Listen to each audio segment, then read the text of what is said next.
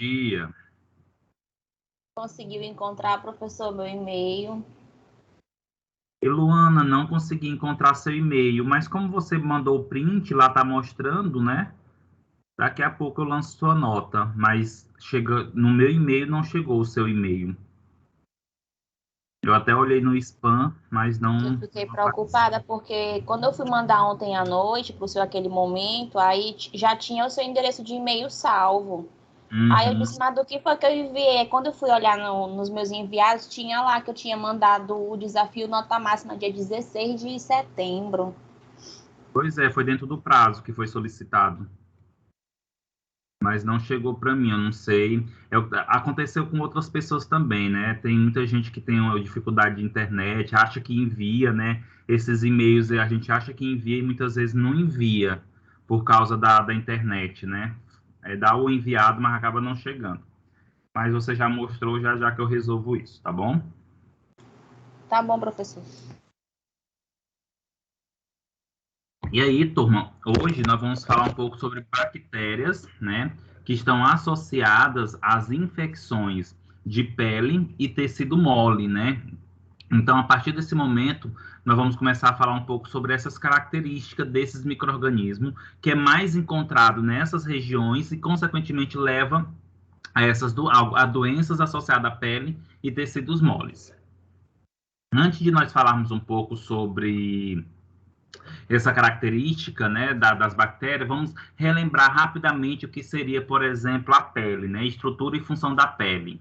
Turma, a pele, né, de certo modo, ela é dividida aí, em pele, que a pele ela é subdividida em basicamente duas camadas, que é a epiderme, a derme, e abaixo da derme nós temos a hipoderme, que é também um tecido subcutâneo, tá?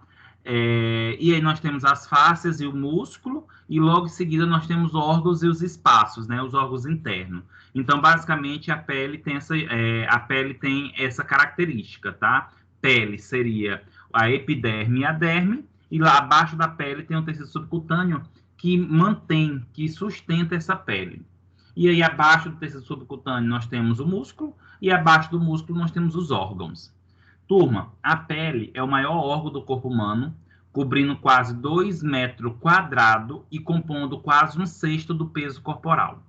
Envolve o corpo determinando seu limite com o meio externo. Então, um meio externo, gente, que é esse, né, que fica aqui o nosso ar, esse meio externo, de certo modo, ele é bloqueado entre o meio interno, que é os nossos órgãos, pela pele. É a pele que separa o meio externo do meio interno. A pele ela tem como função, né, ou funções, regulação térmica, né? Então a pele ajuda aí a controlar a nossa temperatura quando nós estamos com muito frio, tem tendência, por exemplo, de urinar, quando estamos com muito calor, nós temos tendência de transpirar. Então ajuda nessa regulação da temperatura. A pele também, turma, a pele também está associada a uma defesa inata. Quando a gente fala defesa inata, gente, é aquela defesa que nós já nascemos com ela. E a pele é um órgão que nos protege contra agressores, contra circunstâncias ou situações externas. A pele ajuda no controle do fluxo sanguíneo e funções sensoriais, né? Nós sentimos calor, frio, pressão, dor e tato. Nós temos essa percepção a partir dos sensores encontrados na pele. E como eu falei para vocês, a pele, de certo modo, é formada por 3 camadas, né? Epiderme, derme e hipoderme. Geralmente, a maioria dos livros, eles comentam que a pele só é 2 camadas, epiderme e a derme. E a hipoderme, que é chamada de tecido subcutâneo, ela apenas dá sustentação para essa pele.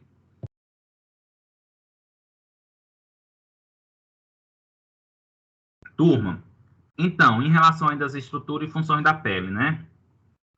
Então, nós temos aqui a pele, que é a epiderme e a derme, né? Vamos entender um pouco mais essa parte superficial. A epiderme, gente, é a parte mais fina e externa da pele. Então, quando vocês olham para a sua pele, quando vocês olham para a sua pele, o que vocês estão olhando aí, gente, é a epiderme, que é essa parte mais externa. E geralmente é constituído por células epiteliais, né? Consequentemente, nós temos aí também o extrato córneo, ou extrato córneo, tá? é a camada mais externa da epiderme, que tem células epiteliais mortas e queratina, mais queratina. Então, quando você pega a epiderme, quando você faz um recorte somente da epiderme, a epiderme é formada de 4 a 5 camadas. E a camada mais externa da epiderme é chamada de extrato córneo. Consequentemente, esse extrato córneo é formado por células mortas, que é essas células, gente, que quando a gente passa toalha, ou quando a gente dorme, ou quando a gente que se embrulha com lençol, ou quando a gente está, por exemplo, com a roupa, e aí depois você tira e sacode, sai como se fosse aqueles pelinhos. Isso daí, de certo modo, são células mortas que estão associadas aí à epiderme, tá? Além disso, a epiderme ela tem a queratina, né? Que ajuda aí na regulação de várias funções da estrutura da pele. Já a derme é a parte mais espessa interna e tem tecido conectivo, tá? Então, quando a gente fala da derme, é a parte abaixo da epiderme, consequentemente, ela é mais interna e ela é um tecido conectivo. Ela conecta a epiderme junto com o tecido subcutâneo. Aí vocês podem se perguntar, mas o Ellison, por que você está falando isso agora para a gente? Porque quando eu for falar de infecções bacterianas associadas à pele e a tecidos moles, turma, é importante a gente conhecer a característica da pele, porque muitas das bactérias que podem levar uma infecção na pele, elas estão ali ou têm preferência por estar ali, porque têm características nutritivas, ambientais que são adequadas para elas, tá?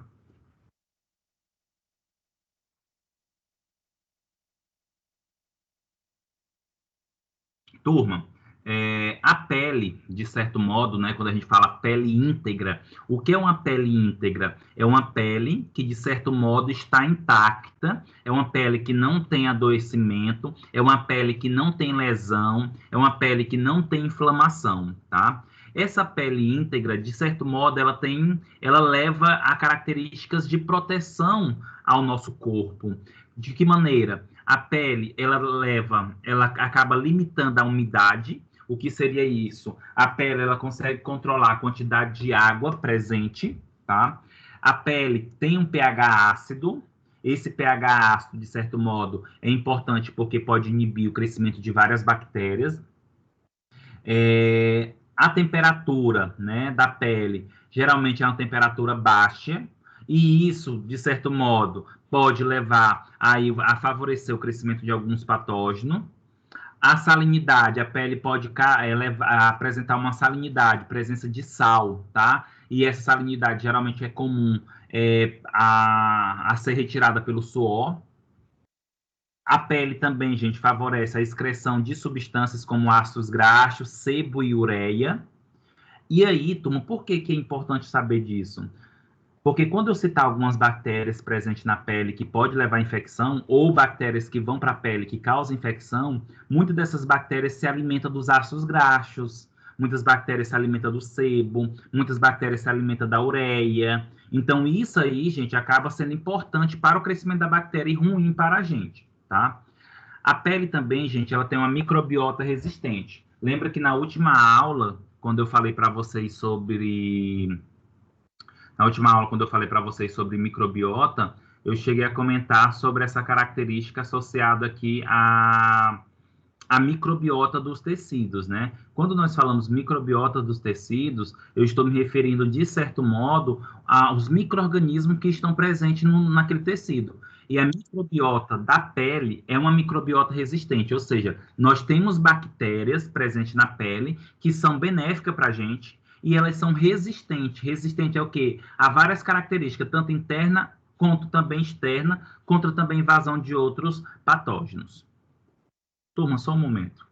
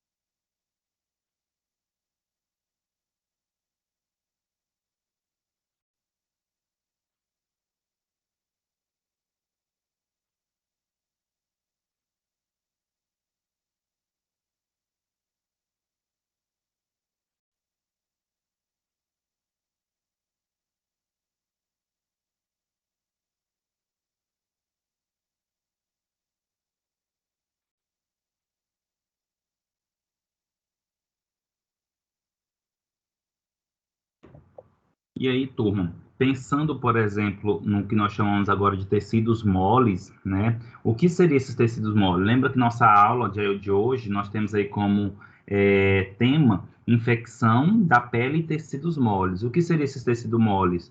São tecidos que interligam, apoia ou protege outras estruturas e órgãos do corpo humano, como músculo, tendões, gordura, vasos sanguíneos e nervos, tá? Então, gente, quando a gente fala tecido mole, são aqueles que, de certo modo, interliga órgão a órgão, apoia órgão a órgão ou protege essas estruturas em si, tá? E aí a gente pode citar músculo, tendões, gordura, vasos sanguíneos e nervos. Infecções do tecidos moles são aquelas que afetam as estruturas entre a pele e o osso. Então, tudo que está associado, por exemplo, de infecção entre pele e osso, nós podemos aí dizer que é infecção do tecido mole. E aí, agora falando um pouco sobre a microbiota normal da pele, né, gente? Lembrando que na aula passada nós falamos só sobre isso, né? Microbiota de tecidos, né? O que seria isso, microbiota? Então, gente, a microbiota normal da pele, ela é inóspita para a maioria dos micro-organismos, porém alguns conseguem se estabelecer. Olha o tanto que é interessante isso daqui. Quando eu falo o termo inóspita, turma, eu estou falando que ela, de certo modo, ela é agressiva. A pele, por si só, gente, ela é... A microbiota da pele, por si só, ela é agressiva. O que significa isso? Que os micro-organismos presentes na pele, eles conseguem agredir, eles conseguem competir, eles conseguem impedir o desenvolvimento de outros micro-organismos. Contudo, alguns micro-organismos, eles podem se sair e conseguir se desenvolver. Turma, os micro-organismos, eles são resistentes ao ressecamento, tá? Então, significa o quê? Que a microbiota normal da pele está associada a micro-organismo que consegue sobreviver em baixa umidade. Por que em baixa umidade? Porque a pele tem uma tendência de ficar ressecada. Além disso, tem um fator associado a isso, a grande concentração de sal. Essa concentração de sal, ela vem principalmente pela liberação aí na transpiração, no suor, tá? E o sal leva também a ressecamento. Um exemplo bem clássico, gente, o sal, ele retira a água da pele, né? Um exemplo clássico, quando a gente pensa em questão de sal e água, é a carne de sol. Como é que se desidrata a carne de sol? Colocando sal sobre ela. E aí esse sal, ele consegue puxar essa água. É o que acontece também com nossa pele, turma. Pessoas que fazem a ingestão demais de água, pessoas que fazem demais a ingestão de sal e acaba transpirando, né, esse sal, esse sódio, consequentemente, ela tem a tendência de a pele ser mais ressecada.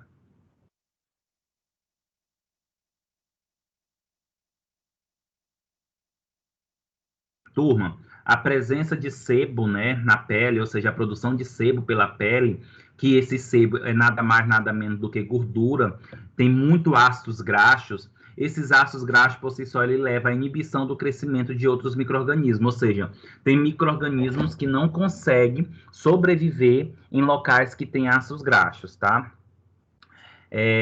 Bactérias gram-positivas, como, por exemplo, estafilococos e micrococos, de certo modo, têm uma tendência de estar presente na microbiota da pele, então vocês já estão cientes aqui que é comum encontrar essas bactérias, tá? No folículo piloso, gente, o folículo piloso é aquele poro, de certo modo, onde fica o crescimento do pelo. É possível encontrar alguns bacilos gram-positivos anaeróbicos, como, por exemplo, o Propionibacterium acnes, tá? Por isso que é comum, ter o crescimento por isso que é comum uma pequena infecção nesses folículos pilosos, o que leva aí, de certo modo, ao aparecimento da espinha, tá? Por isso, turma, que dependendo do indivíduo, muitas vezes, e não se surpreenda, turma, se por acaso vocês verem algum profissional, né, algum médico prescrevendo antibiótico para espinha, para acne. Porque, dependendo do tipo de acne, essa acne pode estar sendo associada a algum tipo de bactéria. Por quê? Porque essas bactérias podem crescer, por exemplo, no rosto, porque tem alimento suficiente para ela, estrutura suficiente para ela, e isso leva à formação da acne, tá? O Propionibacterium acne, ele cresce, né, nessa região aí, porque tem a produção do ácido propiônico, né, nesses locais do folículo piloso, que leva a um pH muito baixo da pele, entre 3 a 5. E isso, gente, é bastante importante para o crescimento dessa bactéria. Ou seja, é um ambiente propício para essa bactéria crescer. Gente, áreas de maior umidades, como axilas e região entre as pernas, tem maior população de micro-organismo, tá? Então, toda a região da nossa pele que tem uma grande quantidade de umidade, ou seja, tem a presença de água, vamos dizer assim, transpira-se mais, sua-se mais, há a presença de líquido mais, há uma maior quantidade de micro-organismos. Por quê? Por causa da própria água, gente. A umidade, a água é um elemento essencial para o crescimento do micro-organismo, tá? E aí, pensando nesse contexto, a gente tem algumas associações a pensar. Por exemplo, é muito comum pessoas terem o odor fétido nas axilas, né? Que o povo chama aí de CC, né? E aí, muitas vezes, a pessoa vai utiliza, por exemplo, bicarbonato, utiliza limão, o desodorante e não resolve. Quando isso acontece e não resolve, turma, você pode ter certeza que esse odor, esse CC, ele está associado a micro-organismo. Está associada a uma colonização de bactérias que tem, por exemplo, debaixo dessas axilas. E aí só resolve utilizando antibiótico. Vai ter que passar antibiótico para reduzir esses micro-organismos que estão levando a esse odor fétido.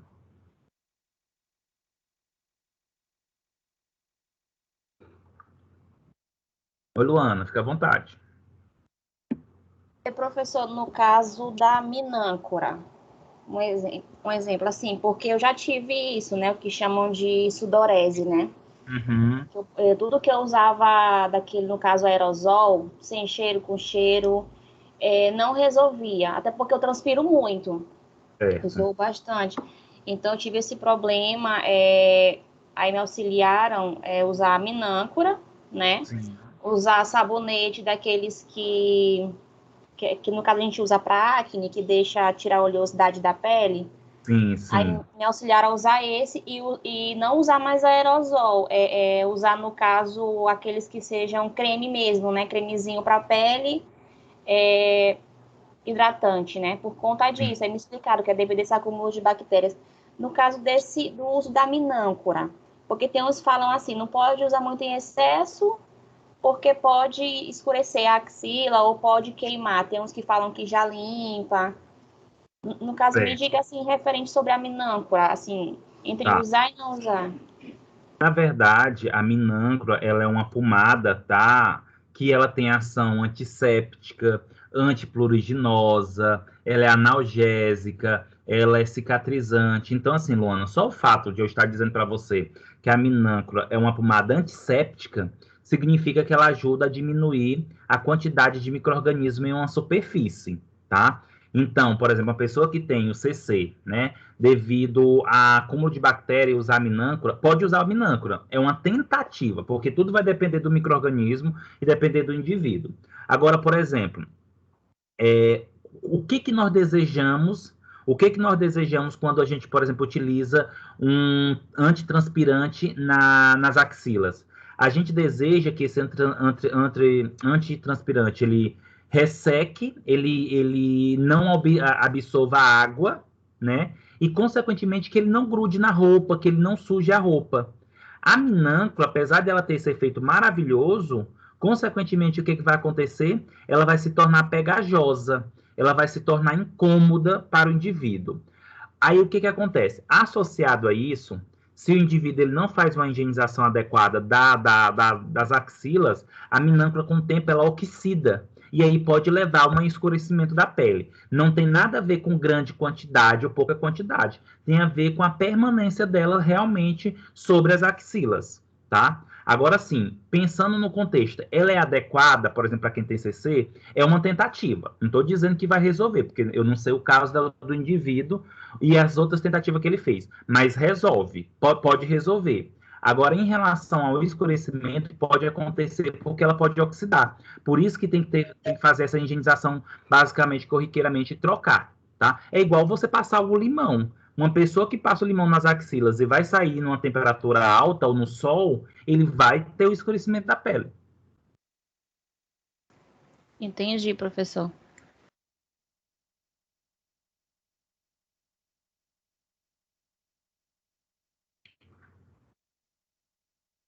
Turma, e aí sobre as membranas mucosas, né? Quando a gente fala membranas mucosas, gente, essas membranas mucosas, ela é a pele também, tá associada à pele, tá? Contudo, é importante nós compreendermos que essa membrana mucosa, ela está nas regiões internas, nas cavidades do corpo, como por exemplo, no TGI, que é trato gastrointestinal, no TGU, trato gastrourinário, tá? E no TR, trato retal e outros locais que estão associados à membrana mucosa, por exemplo, nos olhos, tá? No nariz. Então, membranas mucosas, elas se localizam nessas cavidades do corpo.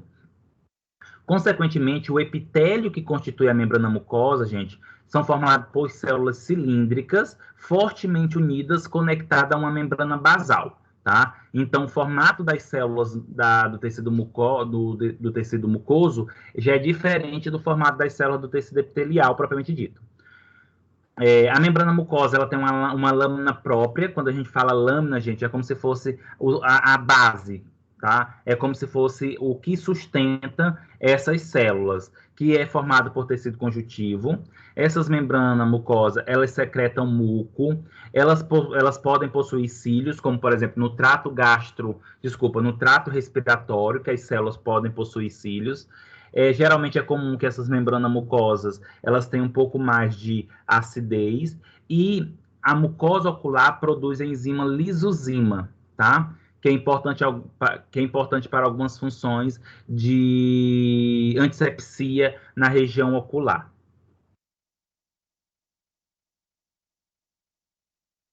Turma, de certo modo, ficou ruim aqui a imagem, só um momento.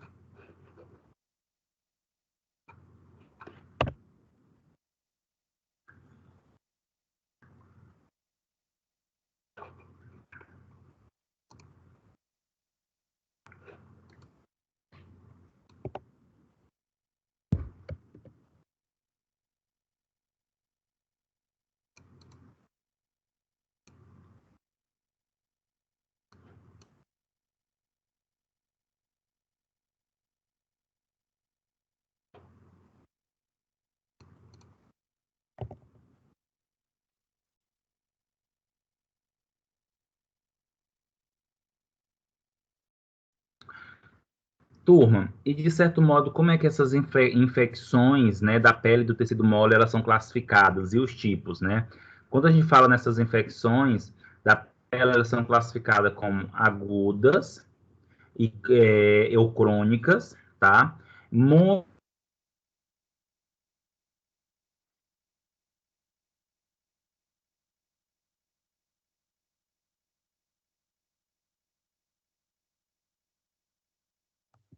Só a minha que travou? A A minha minha também travou travou. também. O que travou? Acho que a internet só tá paradinho.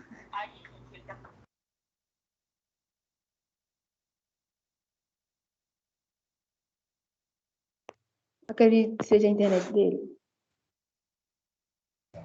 Para mim travou aqui.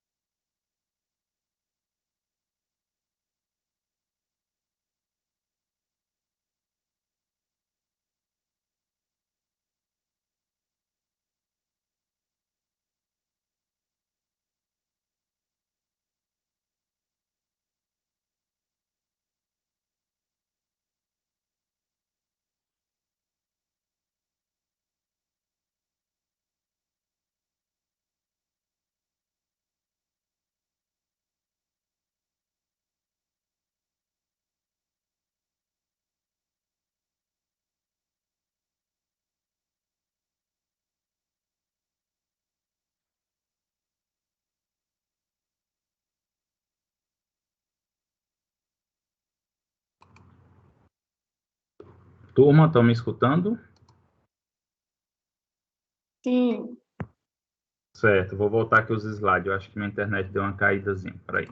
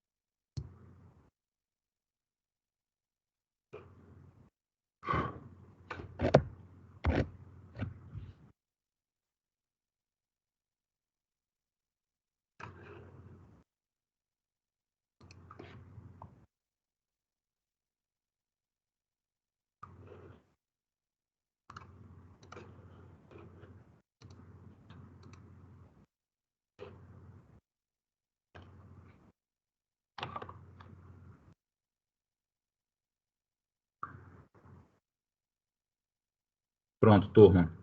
Então, turma, como eu estava comentando para vocês, né, quando se fala nessas infecções, a classificação ela é tanto aguda quanto crônica. Essa classificação aguda como crônica, ela está associada ao tempo, né? Se aquela infecção é uma infecção que dura poucos dias, ela é considerada aguda, e se dura meses ou anos, ela é considerada crônica. Além disso, nós temos aí os tipos de infecções, né, a classificação de acordo com a quantidade de espécie microbiana presente. Nós temos aí a monomicrobiana e polimicrobiana. Quando se refere monomicrobiana, nós estamos nos referindo a uma infecção que é unicamente por uma bactéria. Quando a gente fala, por exemplo, polimicrobiana, pode estar associada a vários micro-organismos, duas ou mais bactérias, ou bactérias e fungos, tá? E, consequentemente, nós temos os tipos aí associados a essas infecções. Nós temos infecções que levam a abscessos, tá? Infecções disseminadas e infecções necrosantes. E aí, gente, de certo modo, quanto mais nós estamos aumentando essa característica da disseminação e da infecção, nós temos aí uma gravidade. Quando a gente pensa, por exemplo, em abscesso, geralmente esses abscessos, nós estamos falando do quê? É muito comum, ocorreu um abscesso. O que seria esse abscesso? Seria a formação aí, por exemplo, de bolha, tá? E essas bolhas estão associadas a pus. Então, quando a gente fala abscesso, turma, a gente está se referindo à infecção e inflamação dos folículos pilosos, tá? Quando a gente fala, por exemplo, infecção e inflamação dos folículos pilosos, é importante nós compreendermos o seguinte: nós temos duas situações aqui: infecção e inflamação.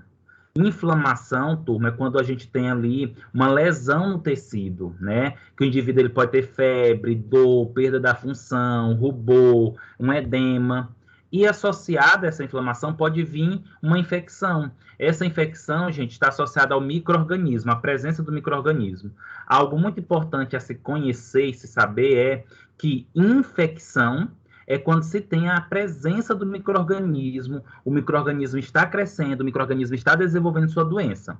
Mas o que acontece é que não necessariamente o indivíduo que tem inflamação, ele tem infecção. Muitas vezes o indivíduo ele só está com a inflamação, mas ele não está com a infecção. Agora, toda vez que o indivíduo ele tem infecção, significa que ele também tem inflamação. E isso é importante, né, ter esse conhecimento, porque quando a gente pensa, por exemplo, na farmácia, um exemplo clássico, gente, é de automedicação errada de alguns antibióticos para inflamação de garganta. A pessoa passou o dia todo gritando, ou o final de semana todo gritando num show, aí quando dá na segunda-feira, a pessoa está com a voz afônica, está com a garganta doendo, estou com a infecção. Não, você pode não estar com infecção, você pode estar somente com inflamação, porque tem uma lesão aí. Só que a pessoa pede logo o antibiótico ou passa logo o antibiótico. Antibiótico não vai resolver a inflamação, tá? Então, é só para a gente tentar diferenciar que inflamação e infecção são duas coisas diferentes, tá? E aí, dentro desse tipo de infecção, nós temos as infecções disseminadas, tá? Como, por exemplo,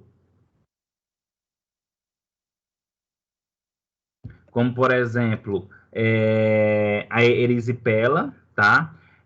Quando a gente fala aqui nessa questão da erisipela, gente, eu não sei se vocês já ouviram falar sobre ela, mas também chamada de isipa, tá? Ou zika.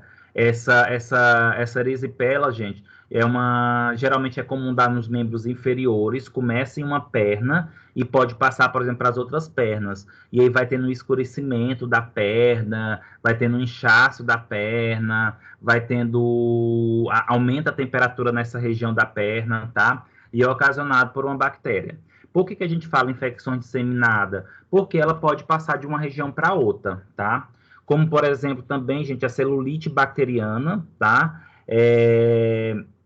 Essa celulite bacteriana, gente, ela é diferente, de certo modo, da celulite propriamente conhecida, que é o acúmulo de gordura, tá?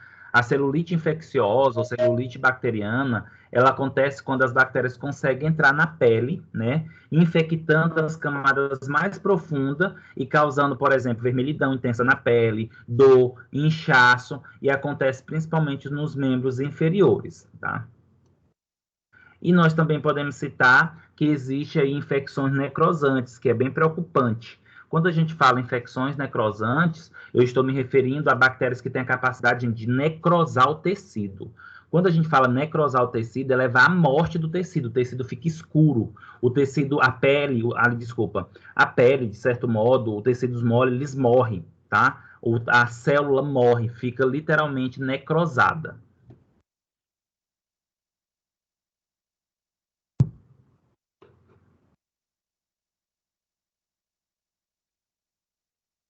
Turma, estão me escutando direito? Tá tranquilo? Tranquilo, professor. Certo. Então, ainda em relação às infecções de pele e tecidos moles, é importante nós compreender que essas infecções de peles e tecidos moles... Oi, Tâmara, fica à vontade. Professor, bom dia. Bom dia. É porque eu pintei meus pelos do corpo, né? Como toda mulher faz. E uma semana depois, ou 2 semanas depois, apareceu umas manchas brancas em todo o meu corpo. Vermelha. Tâmara, repete para mim o que foi que aconteceu. Você fez o quê? Como toda mulher faz. E após algum tempo, o máximo 2 semanas, apareceu umas manchas brancas no meu corpo. Certo. Tâmara, desculpa, mas ainda falhou. O que toda mulher faz seria o quê? Pintar o pelo, professor, de louro. Tá ótimo, tá bom. Porque é tanta coisa que as mulheres fazem, é porque não saiu para mim. Pintar, descolorir, né? Com água oxigenada, foi isso? Foi com água oxigenada? Isso, será que eu peguei alguma infecção? Porque meu corpo, ele tá todo manchado, umas pintinhas brancas. Tá. Me falaram que é limpinge, né? Eu tô tomando cetocoronazol, mas não tá adiantando. Tá, vamos lá. Nós temos aí duas coisas a se pensar. Se você utilizou, Tamara, por exemplo, a água oxigenada ela é bem agressiva, né? Então, o que pode ter acontecido? Você pode estar com mancha associado a uma substância ou a queimação da pele mesmo, que isso é só com o passar do tempo que pode sair. Mas aí a minha sugestão é que você utilize alguma pomada como Bepantol, hipoglós, para ajudar nesse clareamento, para ver se não fica com mancha. E o segundo ponto é que você pode estar com fungo, você pode estar com um pano branco, porque como você utilizou, por exemplo, a água oxigenada e ela é agressiva para a pele, você diminuiu a microbiota normal da pele, que protege. E aí, como você diminuiu, você entrou em contato com o fungo, que é muito comum. O pano branco, gente, é comum demais. Em roupa, em toalha, em lençol, no ar. E aí, como você estava desprotegida, a microbiota estava desprotegida, o fungo conseguiu se alastrar. Aí, como é que você vai saber que é o pano branco? Pega a sua unha e em cima da mancha, passa a unha e vê se descama, como se fizesse um farelozinho ou tivesse algumas rachadurazinhas. Se isso acontecer, possivelmente é o pano branco. Aí você já está tomando cetoconazol por via oral, não é isso? Isso. Mas só por via oral não vai resolver. Você vai ter que comprar pomada e passar. Porque como é Eu muito... comprei a cetoconazol de campeonato betametasona, mas me dá uma pomada, coceira, então, espumada. Tão certo. grande no. É a troquinha, aquela troquinha. Sim, sim. E outra coisa, você vai ter que estar utilizando. Por quê? Porque a pomada ou creme, como ela a ação dela é tópica, é superficial. E o fungo está na superfície. Então não adianta só ser por via oral, tem que ser também tópico. Agora, vou ser sincero para você, o tratamento não de um dia para a noite, não. Isso vai demorar meses. Tratar Eu tô fungo, agoniada. tratar Até meu rosto tá branco. Meu fungo, rosto. se for pano Tinha na branco, testa. se for pano branco, você pode aguardar aí alguns meses fazendo esse tratamento, viu? Não some de um dia para o outro, não vai ser em uma semana utilizando. Fungo, gente, é muito difícil de ser tratado, tá? Nem blusa com costa eu não uso mais, que eu tô com vergonha. Tá horrível, horrível, horrível. Pois é. Mas Tá só bom, professor, verifica, obrigada. tá? De nada, mas só verifica, só constata se é fungo mesmo. Para também você não estar Tá bom, utilizando esse medicamento. Tá certo. Obrigada. Nada. Turma, e aí quando a gente pensa, por exemplo, nessas infecções de peles e tecido moles, né? Esses são associados à invasão direta e proliferação dos micro-organismos, que leva à destruição tecidual e com possibilidade de produção de toxina. O que seria isso? Do que eu estou falando aqui para vocês? Que, de certo modo, gente, essas infecções, para acontecer, o micro-organismo ele invade diretamente a pele ou os tecidos moles, eles proliferam, ou seja, eles se multiplicam, e, consequentemente, eles destroem o tecido. Além disso, tem micro-organismos que podem produzir toxinas que pode agravar mais ainda o quadro ou as toxinas agem em outros locais, tá? Nesse sentido, nós podemos dividir essas infecções como superficiais, profundas ou outras, tá? Quando a gente fala, por exemplo, superficiais, é aquelas que são circunscritas ou focais, ou seja, estão em um único local, tá? Na pele. Pode ser abscesso, foliculite, furúnculo, carbúnculo, impédico, tá? Todos esses são considerados aí focais. Como também dentro das superficiais, nós podemos pensar nas difusas ou disseminadas. O que seria isso? Elas são superficiais, mas elas já se espalham. É diferente das superficiais focais. Imagine só, por exemplo, turma, o furúnculo. O furúnculo é uma infecção, mas ele fica em um único local, tá?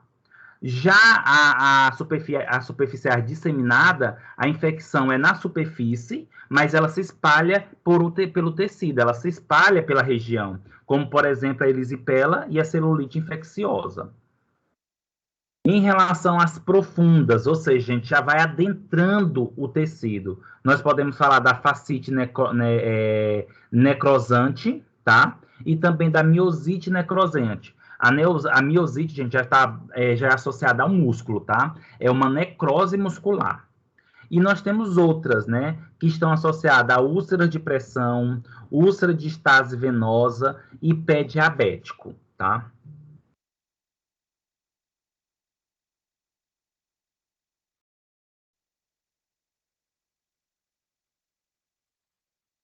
Turma, os patógenos, como bactérias, fungos e vírus, eles têm acesso por diferentes vias. Então, vamos entender aqui,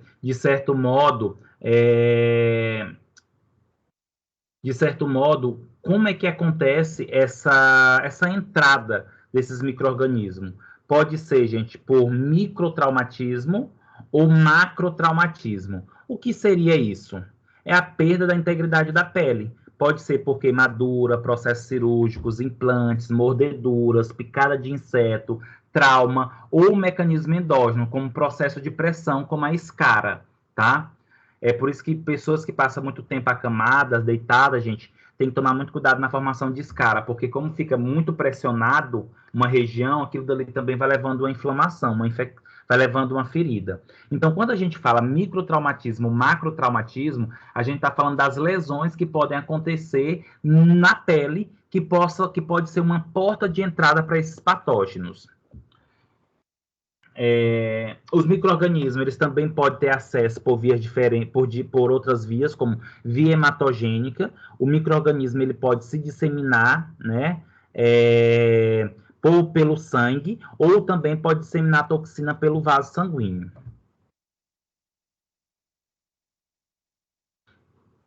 Turma, e quais são os principais patógenos que estão associados aí a infecções de pele e tecidos moles? Nós podemos aí classificá-los eles quanto ao uso do oxigênio, a presença ou a ausência do oxigênio, então eles podem ser aeróbicos e anaeróbicos. Dentro dos aeróbicos, nós temos os cocos gram-positivos, como estafilococos e streptococcus pyogenes. Os bastonetes gram-positivos, a gente pode falar do bacilo anthracis. Nos bastonetes gram-negativos, nós podemos citar a Pseudomonas aeruginosa, a Haemophilus influenzae e enterobactérias. Dos anaeróbicos, nós temos aí os cocos gram-positivos, Pitostreptococcus, bastonete gram-positivo, Clostridium perfringens, Propionibacterium acnes e Actomyces. Nos bastonetes gram-negativos, nós podemos citar Bacteroides fragilis, Fusobacterium necróforos, Propromonas e Provetella, tá? Ou seja, turma, nós temos muitos micro-organismos que podem levar a infecções de pele ou tecidos moles, seja gram-positivo, gram-negativo, aeróbico ou anaeróbico. Sendo que os principais a se falar aqui, por exemplo, dentro dos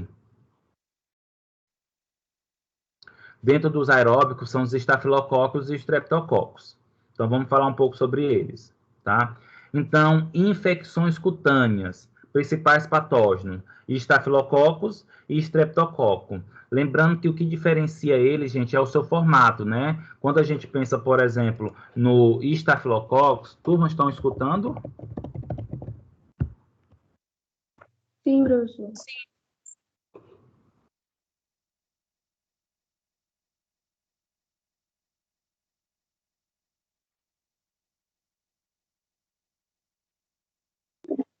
Travou. Não, tá.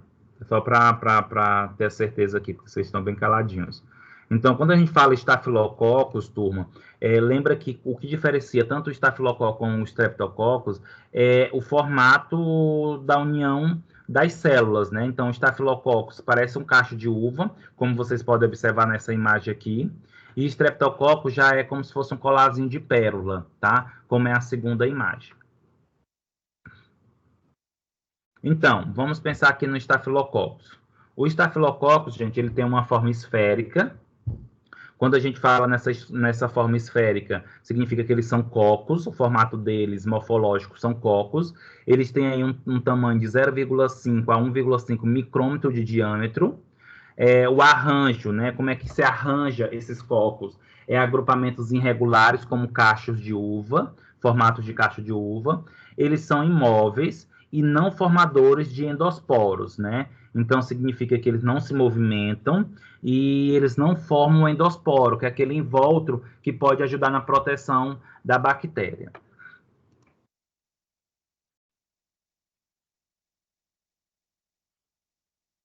Turma, em relação aos estafilococos, né?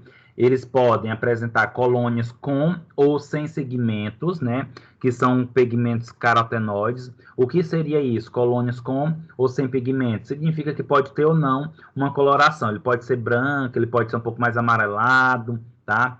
Eles são mesófilos, eles crescem muito bem em temperatura entre 18 a 40 graus Celsius, tá?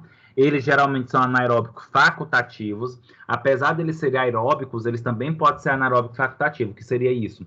Eles podem sobreviver em regiões com ausência ou presença do oxigênio.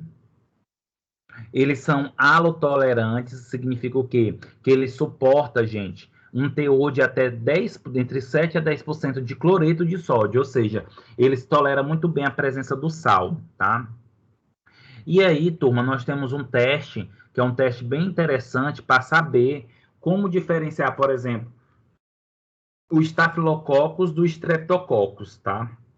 Que seria o teste de catalase positiva. O Staphylococcus, gente, ele tem a capacidade de produzir uma enzima chamada catalase, tá? O Staphylococcus, ele tem essa capacidade de produzir aí a enzima catalase. Enquanto o Streptococcus não faz. Enquanto o Streptococcus não produz essa enzima. E aí, quando eu pego uma colônia que eu não sei se é strepto ou estáfilo, basta eu colocar, por exemplo, um pouquinho, uma gota de água oxigenada, tá? Que é o peróxido de hidrogênio na lâmina, e em cima dessa água oxigenada, desse peróxido de hidrogênio, eu posso colocar, turma, um pouco da bactéria.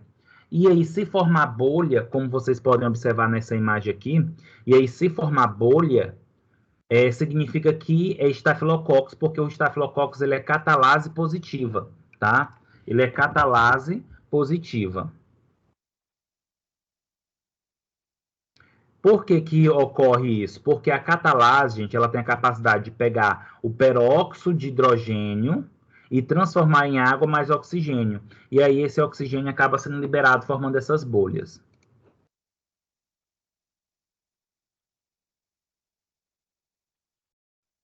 Só um momento.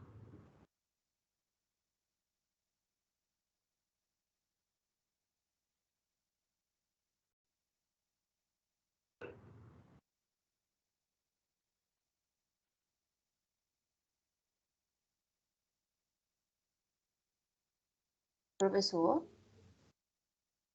Oi, tá travando, né? Eu pensei que estava travado. Ah. E aí, turma, ainda nesse contexto aqui, né, associado à catalase, isso daqui, gente, são testes bioquímicos que são feitos no laboratório para fazer a diferença desses micro-organismos, tá?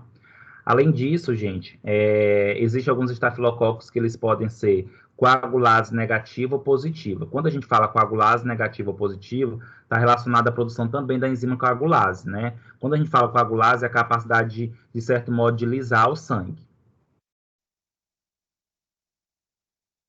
Dentre os estafilococos, gente, mais importante aqui, que pode estar associado a algumas infecções, são os estafilococos áureos, tá? E aí, gente, é o patógeno mais importante do gênero, é tanto que eu já até falei várias vezes para vocês sobre eles, né, sobre o estafilococos áureo. É encontrado na nasofaringe humana, ou seja, é muito encontrado aí na mucosa nasal. Os estafilococos áureos, eles apresentam colônias amarelo-douradas, possui vários fatores de virulência e estratégias de evasão do sistema imunológico. O que seria isso de evasão? Significa, gente, que o Staphylococcus aureus ele possui vários fatores de virulência. Nós estudamos na aula passada que fatores de virulência está associado a mecanismo de proteção e de sobrevida do micro-organismo, tá? E quando a gente fala estratégias de evasão do sistema imunológico, significa que o Staphylococcus aureus tem a capacidade aí de driblar o sistema imunológico, tá? O Staphylococcus aureus ele é coagulase positivo, ele pode causar sepse. Gente, quando a gente fala causar sepse, significa que é invadir o sangue e se espalhar pelo corpo, tá? E pode produzir enterotoxinas, e essas toxinas podem agravar mais ainda o quadro do paciente. Como eu falei para vocês, o Staphylococcus aureus, o principal local dele, reservatório, é a mucosa nasal. 40% da prevalência na população adulta, né? A colonização nasal, apesar de estar maior quantidade do Staphylococcus aureus no nariz, na narina, gente, geralmente não causa doença e é assintomático, tá? É importante tomar cuidado, por exemplo, contaminação das mãos, que é um veículo transmissor e que leva infecções por contato, né? Basicamente, visitante, paciente, profissional de saúde. O que seria isso? Quando a gente fala sobre esse ponto aqui. Turma, nós temos uma mania muito grande, né? E isso é muito comum do brasileiro, de tudo tocar nas pessoas. A gente conversa tocando, a gente quer pegar, a gente quer abraçar, passar a mão. Só que, como eu falei na aula passada, cuidado, a minha microbiota, apesar de ser semelhante à sua em questão de micro-organismo, a cepa pode ser diferente. Então, tem que tomar muito cuidado, por exemplo, essa questão de quando você vai fazer a visita a um paciente no hospital, quando você vai fazer uma visita a um bebê, evitar esse toque. Por quê? Eu posso passar esses micro-organismos meu para o indivíduo, e esse indivíduo ele pode agravar e, consequentemente, passar para uma outra pessoa.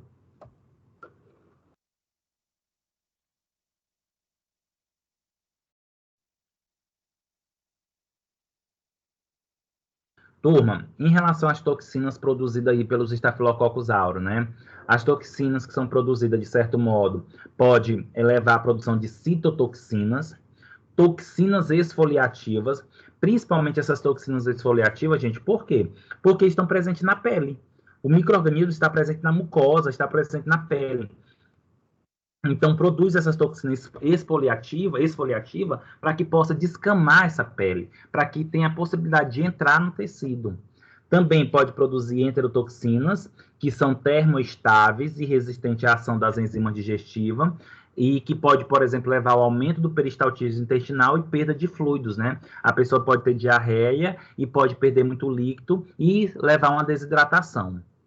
Pode também levar à produção da toxina da síndrome do choque tóxico 1, que é chamado TSST1, que é um superantígeno que pode levar a lesão tecidual, tá? Essa toxina pode levar a uma lesão no tecido, ou seja, rompimento, processo inflamatório do tecido. Enzimas que são produzidas pelo Staphylococcus aureus, que podem ser consideradas enzimas líticas. O que são enzimas líticas, turma? São enzimas que têm a capacidade de romper a membrana celular, tá? Que têm a capacidade de romper a célula. E isso facilita, aí, de certo modo, a disseminação do micro-organismo. A gente pode falar da coagulase, né? Que, de certo modo, é uma enzima que coagula a fibrina no sangue, então vai deixar o sangue aí com coágulo. Tem as lipases, que levam à sobrevivência dos Staphylococcus aureus, dos estafilococos nas áreas sebáceas do corpo. Então, por exemplo, as lipases têm a capacidade, por exemplo, de quebrar gordura, favorecendo uma sobrevida favorecendo a sobrevida desses micro-organismos na região onde tem muito sebo. O Staphylococcus aureus pode produzir, gente, hialuronidase. Hialuronidase, gente, é uma enzima que tem a capacidade de quebrar o ácido hialurônico, que é presente na nossa pele. Então, se quebra esse ácido hialurônico, a bactéria tem a capacidade de disseminar para outros tecidos. Tem também, gente, a fibrolisina, que pode dissolver coágulos de fibrina e também levar à disseminação bacteriana. Pode-se produzir enzimas como nuclease, que hidrolisa o DNA, e isso diminui a viscosidade da célula e, consequentemente, levam à disseminação bacteriana. Gente, olha a quantidade de enzimas que essa bactéria pode produzir e a importância dessas enzimas para a bactéria, né? Porque essas enzimas, elas são produzidas para a bactéria com o intuito de quê? Facilitar a sua disseminação, facilitar o seu desenvolvimento. E quais são as principais doenças, né, gente, que estão associadas aí ao Staphylococcus aureus, né? Gente, o Staphylococcus aureus, ele invade direta e leva à destruição tecidual, né, que são infecções cutâneas. Além disso, pode causar endocardite, tá? A endocardite, de certo modo, é uma infecção já do coração, pode levar a pneumonia, tá? E aí essa pneumonia está associada à produção de secreções nos pulmões, dificuldade de respirar. E a Staphylococcus aureus, gente, geralmente as infecções elas são mediadas por toxinas. O que seria isso? O Staphylococcus aureus, ele tem a capacidade de produzir aquelas toxinas que eu mostrei anteriormente para vocês e levar a uma disseminação da doença.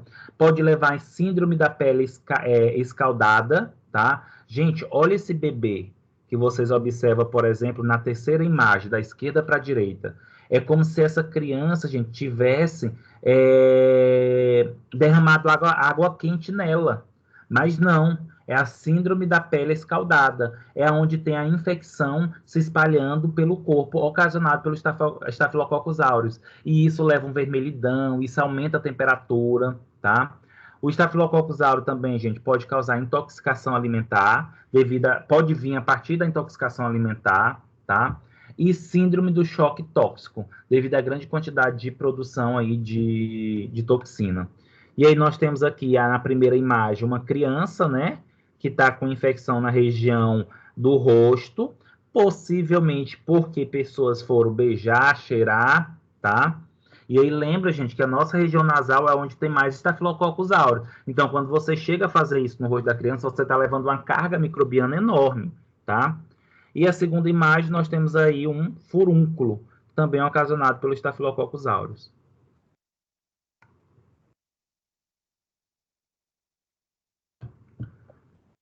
Outras infecções ocasionadas pelos Staphylococcus aureus, turma. Lembrando que o Staphylococcus aureus ele pode causar invasão direta, ou seja, ele entrar diretamente na pele, tá? Que a gente chama aí de infecções piogênicas na pele, como, por exemplo, a foliculite, que é uma infecção e inflamação do folículo piloso decorrente de obstrução.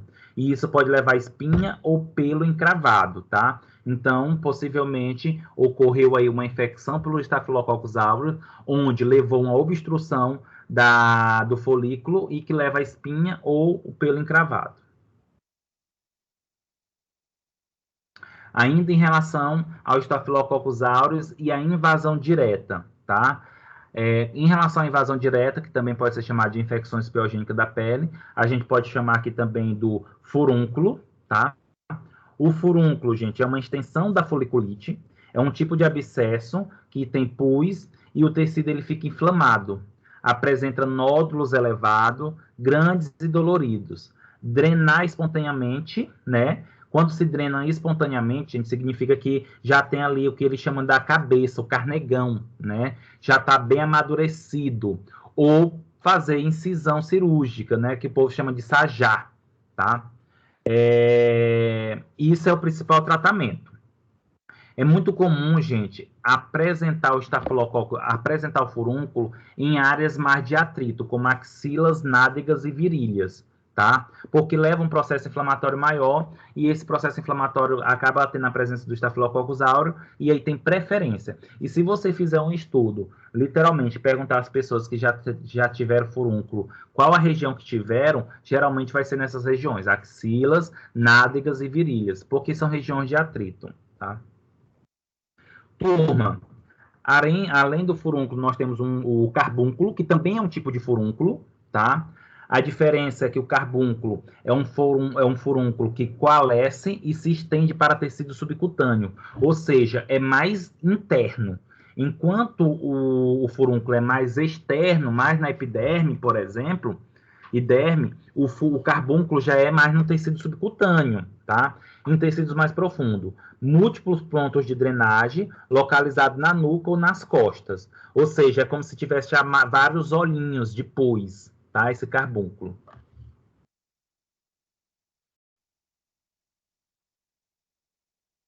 Turma, algumas doenças ocasionadas pelo Staphylococcus aureus mediada por toxina.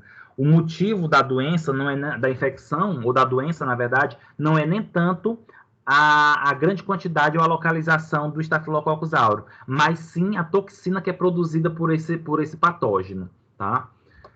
Então, nós temos aqui a síndrome da pele escaldada, né, que vai levar à produção de toxina esfoliativa, que o Staphylococcus produz. E isso, gente, leva a aparecimento abrupto de um eritema, que é um vermelhidão e uma inflamação que se espalha pelo corpo em 2 dias. Leva a uma descamação da epiderme devido à ação da toxina. O epitélio, gente, intacto, ele volta novamente depois de 10 dias, tá? Depois que passou esse processo, com 10 dias, em torno de 10 dias, já está a pele normal. Consequentemente, nós temos aí a produção de anticorpo, que acaba neutralizando a toxina. Essa síndrome não deixa cicatriz, porque é muito na camada superior da pele, pois é só a camada superior da pele que é descamada. Então, logo em seguida, a pele, o tecido subjacente de baixo, ele consegue produzir esse tecido que foi descamado, tá? E é muito comum, gente, principalmente em crianças, neonatos e adultos imunocomprometidos. Quando a gente fala adultos imunocomprometidos, é quando você tem aí uma diminuição do sistema imunológico, tá? Uma baixa do sistema imunológico. Ainda, gente, doenças mediadas pelo Staphylococcus aureus, pelas toxinas produzidas por eles. Nós podemos citar aqui o impetigo bolhoso, que é muito comum, gente, encontrado em criança, tá? A toxina está localizada no sítio de infecção, ou seja, toda essa região que você está vendo aí inflamado, com ponto de pus, tem bactéria. É uma forma localizada da síndrome da pele escaldada. A diferença é que, como ela não se espalha, ela está localizada. Leva à formação de bolhas superficiais na pele com presença do micro-organismo. É contagiosa, ou seja, se outras pessoas chegarem próximas, ou se a criança, gente, ficar esfregando e passar em outros locais, pode migrar para outros locais. E é mais comum em neonatos. E, geralmente, quando isso se tem em neonatos, em criança, é transmitido de outra pessoa. Turma, nós temos também, né, ainda em relação ao Staphylococcus aureus, não sei se vocês percebem, mas eu estou dando muita ênfase ao Staphylococcus aureus, tá? Devido à sua importância dentro da microbiologia, porque é uma das bactérias mais conhecidas e mais comum, tá? Nós temos também as doenças ocasionadas pelas intoxicações ocasionadas pelo Staphylococcus aureus. Lembrando que quando a gente fala intoxicações, significa que é devido a uma substância. Então, o Staphylococcus aureus ele pode produzir uma substância tóxica, chamada toxina da síndrome do choque tóxico 1, que é chamada de TSST1, superantígeno. Quando a gente fala superantígeno, gente, é uma substância que tem a capacidade de estimular, de instigar o sistema imunológico, tá? O indivíduo, ele sente febre alta, eritema difuso com descamação da pele, pode ter destruição das células endoteliais, o indivíduo ele pode levar a hipotensão.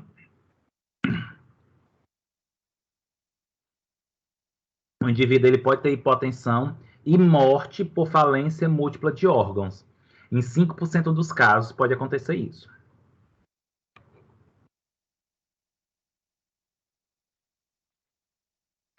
Turma, bacteremia e endocardite.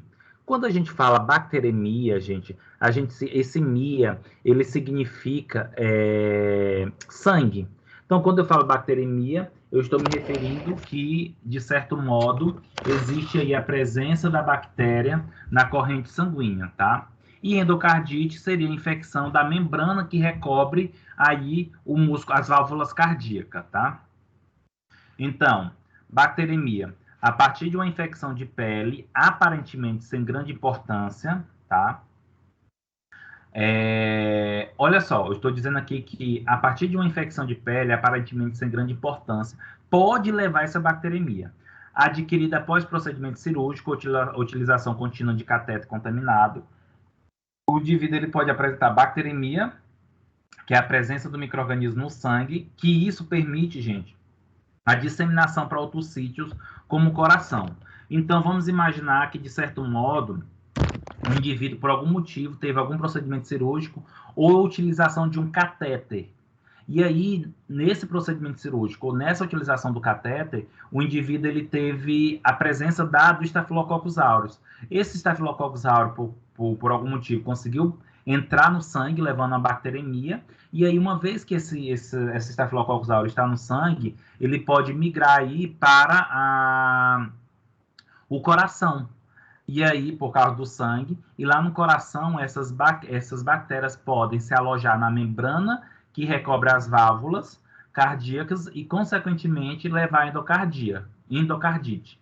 Gente, a endocardite ocasionada pelo Staphylococcus aureus é grave, tá? Por que é grave? Porque, de certo modo, leva a uma taxa, gente, de mortalidade de 50%.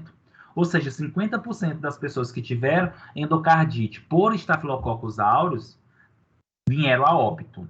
Então, é preocupante. Turma, quanto mais debilitado o indivíduo tiver, quanto mais imunologicamente debilitado, maior risco de acontecer isso. Turma, quero fazer alguma pergunta sobre estafilococos?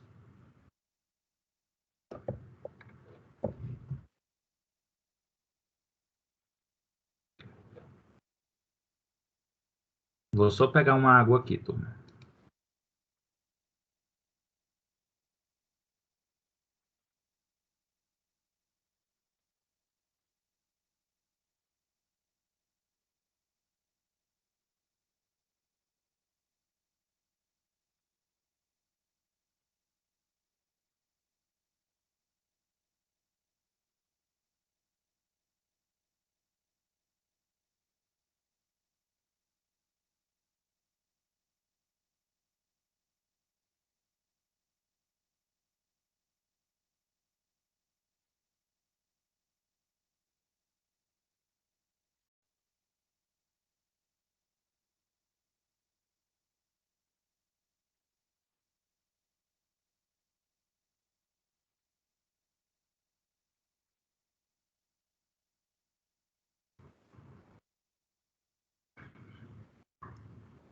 Turma, então, falando agora um pouco sobre estreptococos, tá? Nós estamos lembrando que eu tirei para vocês os principais, né? Para a gente falar um pouco de micro-organismo que causa essas infecções na pele ou tecidos moles. Então, estreptococos, né? Tem uma forma esférica também, são cocos, tá? Geralmente do mesmo tamanho do Staphylococcus, que é de 0,5 a 1,5 micrômetro de diâmetro. A diferença é que o arranjo do Streptococcus é geralmente em cadeia, como se fosse um colar de pérolas, tá? A classificação taxonômica dos Streptococcus vai depender do padrão hemolítico em H-sangue. O que seria isso? Vai depender da produção de streptolisinas. E aí, de certo modo, nós temos os Streptococcus beta-hemolítico, alfa-hemolítico ou gama-hemolítico, tá? O que seria o alfa-hemolítico? O alfa-hemólise, né? Seria uma parcial a sua hemólise, a maioria das amostras isoladas de animais, eles são alfa-hemolítico. O beta-hemolítico completa, ou seja, a maioria dos patogênicos, da maioria dos micro-organismos estreptococcus patogênicos, e nós temos o gama-hemólise, ou seja, não hemolítico, né? Eles não têm a capacidade de produzir hemólise. Turma, então só para vocês observarem, né? Quando a gente fala cocos gram-positivo, catalase negativo, que são os padrões de hemólise em meio H-sangue. Então, se você pegar, por exemplo, um Streptococcus e colocar no meio de cultura H-sangue, e dependendo da maneira com que ocorra a formação desses halos, você pode classificar como beta, alfa e não hemolítico. Então, beta-hemolítico geralmente tem essa coloração um pouco mais rosada, sendo que ao redor vai aparecer essa mancha, ao redor esse halo transparente ou mais vermelho. Enquanto o alfa-hemolítico é mais enegrecido, mais marrom, tanto a colônia como também o halo. E já o não hemolítico tem uma coloração mais branca da colônia e não tem nenhum halo ao seu redor.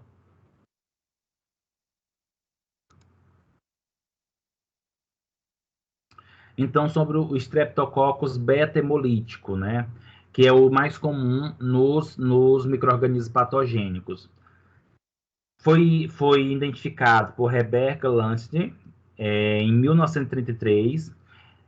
Consequentemente, esta levou uma classificação onde ela mostrou que os estreptococcus eles estão associados aí a uma característica antigênica do carboidrato C da parede celular, ou seja, a parede celular do estreptococcus ele tem esse carboidrato C, e geralmente os estreptococcus beta-hemolíticos eles pertencem ao grupo A, B, C, D, F e G, que são os que têm importância aí médica. Então, só para vocês observarem, por exemplo, a classificação sorológica, né, que está associada à antigenicidade dos carboidratos da parede celular. Ou seja, dependendo desse carboidrato da parede celular da bactéria, você pode classificar e, consequentemente, saber se ele é ou não hemolítico e o padrão dele. Então, por exemplo, o Streptococcus pyogenes, a classificação sorológica dele é o A, ou seja, o padrão de hemólise é beta, tá?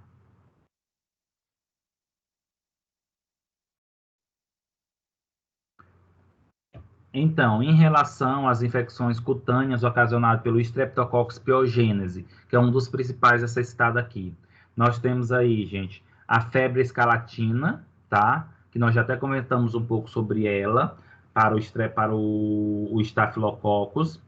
Aí, de certo modo, a febre escarlatina do Streptococcus pyogenes leva a complicações da faringite streptocócica, ou seja, gente, problemas associados à garganta, 1 a 2 dias após os sintomas iniciais, porque leva a uma produção de toxina chamada exotoxina pirogênica. O indivíduo ele pode ter erupção erimatosa difusa, tanto na região superior do tórax, que se espalha para as extremidades. A área ao redor da boca é polpada e o indivíduo ele apresenta língua inflamada e avermelhada. É como se fosse chamado língua de morango, de tão vermelho que fica, tá? O Streptococcus pyogenes, gente, de certo modo, ele pode levar a piordermatite streptocócica, que é o impédico, que é uma infecção purulenta localizada nas camadas superficiais da pele, principalmente em crianças, tá? Causada após lesões por trauma, contato direto ou altamente transmissível, como vocês podem observar. Também, gente, nós temos aí a famosa erisipela, também chamada de zipa, né?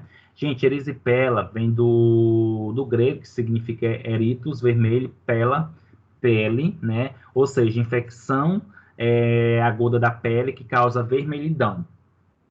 A pele apresenta erupções formadas por placas avermelhadas e de bordas elevadas.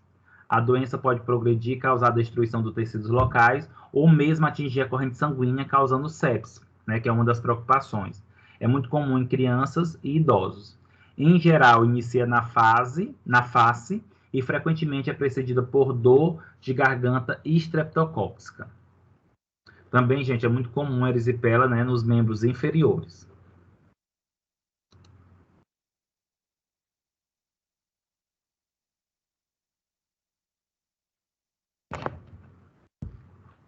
O Streptococcus pyogenes, turma, também pode levar a infecção, pode levar a celulite bacteriana ou celulite infecciosa, né?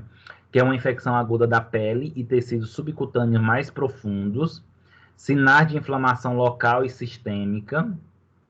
Pode estar associada essa infecção, gente, a traumatismo, queimaduras, feridas ou incisões cirúrgicas, tá? A identificação precisa do micro-organismo é importante. Diferentes micro-organismos podem ser responsáveis por quadro de celulite. De certo modo, turma, todas essas infecções seria interessante a identificação do micro-organismo próprio, tá? Porque a partir daí a gente tem como fazer, por exemplo, um antibiograma e saber qual seria o medicamento mais eficaz e mais adequado para aquele indivíduo.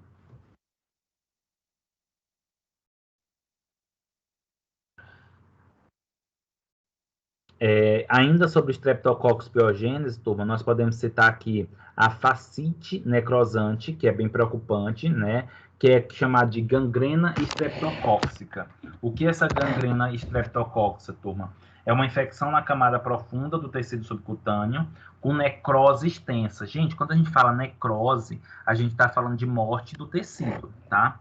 Leva à destruição do músculo e tecido adiposo.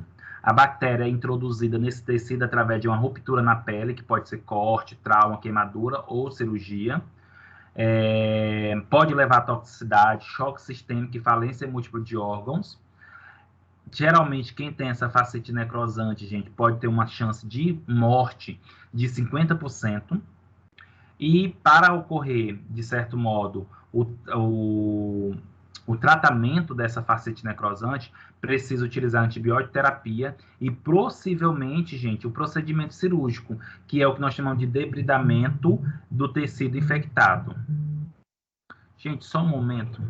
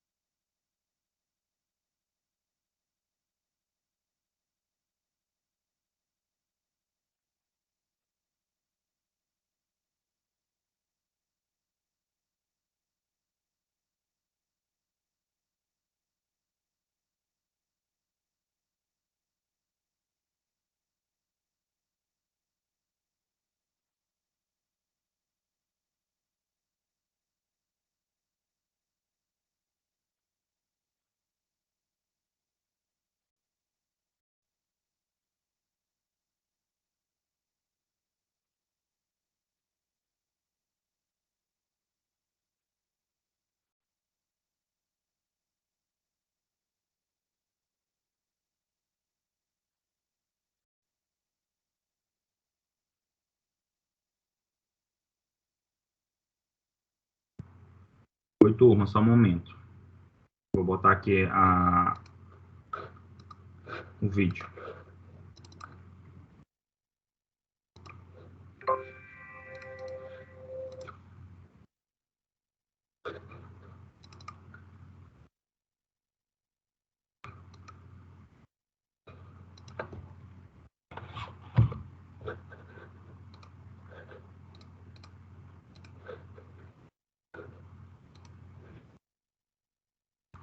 E aí, turma, quando a gente pensa, por exemplo, nesse tratamento, né, dessa fascite necrosante, precisa utilizar antibiótico terapia, ou seja, utiliza muito antibiótico, tá? E procedimento cirúrgico, que é o debridamento do tecido infectado. O que seria esse debridamento do tecido infectado, gente? É a retirada mesmo. Vai retirando todos os dias esse tecido que tem a presença do micro-organismo, tá? Para que esse micro-organismo possa diminuir a sua carga bacteriana e possa reagir.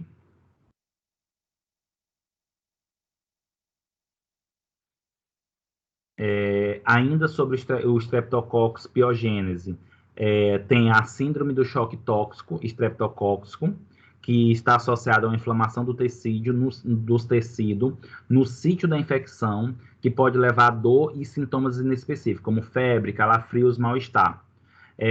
Isso está associado a uma toxina produzida pelo Streptococcus pyogenes, que é uma exotoxina pirogênica. Muitos apresentam bacteremia e fascite necrosante, choque e falência múltipla de órgãos, morte em 30%. O grupo de risco para esse tipo de doença é os imunocomprometidos. Turma, dando continuidade, né, associado a esses patógenos, vou falar agora para vocês dos bacilos gram-positivos, que é o bacilo anthrace. O bacilo anthrace, ou conhecido como anthrax, e esse bacilo anthrace, gente, ou conhecido como anthrax, ele se tornou muito popular, o conhecimento dele, óbvio, depois que começaram nos Estados Unidos chegar algumas cartas para algumas autoridades com pó branco. E aí depois veio observar que fizeram estudos nesse pó branco tinha esse anthrax, tá? Que pode levar à morte. Então, gente, o anthrax, o bacilo anthrax, ele é um bastonete gram-positivo, formador de esporo umbictário, encontrado principalmente no solo, tá? Está associado a risco ocupacional, principalmente em pessoas que trabalham com a terra, agricultores. E eu coloquei aqui, gente, ó, bioterrorismo inalatório, né? É aquilo que eu comentei para vocês. Quando a gente fala bioterrorismo, gente, é quando se tem atentado a indivíduos, a nações, utilizando micro-organismos, utilizando armas biológicas. E o anthrax, ele é considerado uma arma biológica. E por que se utiliza o anthrax? Porque o anthrax, o seu processo de transmissão acontece principalmente pela via inalatória. Então, imagine só, você recebeu uma carta, você sacode, você mexe nessa carta com aquele pó que você não sabe que é um pó, e aí você abre e ressuspende aquele pó. Você acaba inalando sem querer, tá? Gente, o carbúnculo ou anthrax é uma infecção que pode afetar a pele, a região nasal e faringe, os pulmões, o mediastinum, que é a região central do tórax, incluindo o coração e os intestinos.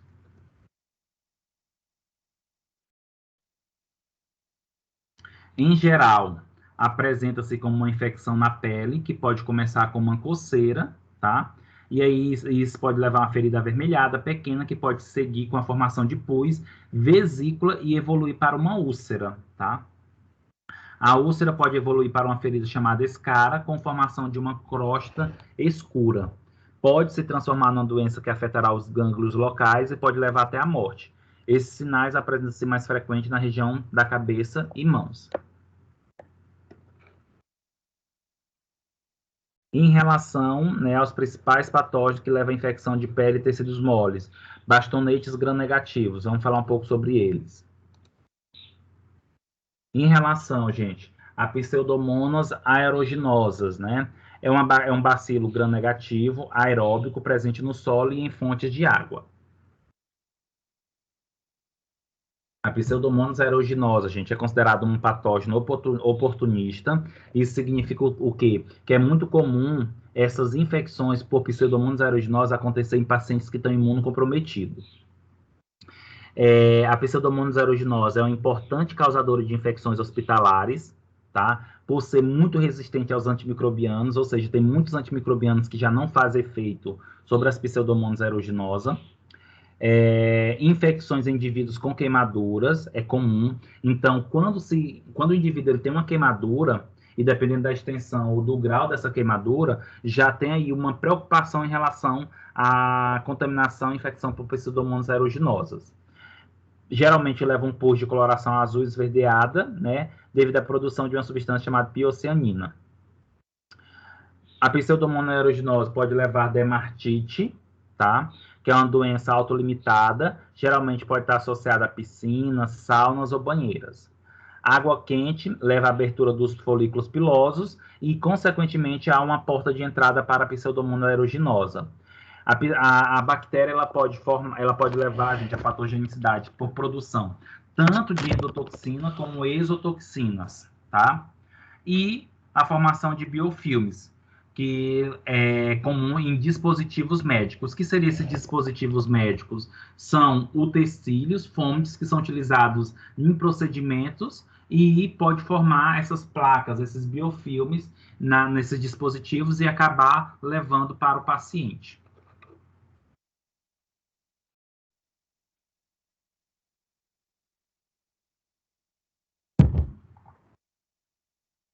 Quais são os principais fatores de virulência da Pseudomonas aeruginosa? Gente, ela tem a formação aí de flagelo, né, que leva para a sua movimentação. Tem um pilos, né, que serve aí, de certo modo, para aderência, adesão às células, ao tecido. Produz, de certo modo, substâncias como aginato. Esse aginato aqui, de certo modo, é uma substância que engana a fagocitose, engana o nosso sistema imunológico, leva à produção de endotoxinas e produção também de substâncias e de outras toxinas, como toxina A, hemolisina, fosfolipase C, pigmentos, protease, exotoxina S, leucocidinas. Então, assim, a Pseudomonas aeruginosa tem várias produções de substâncias tóxicas aí.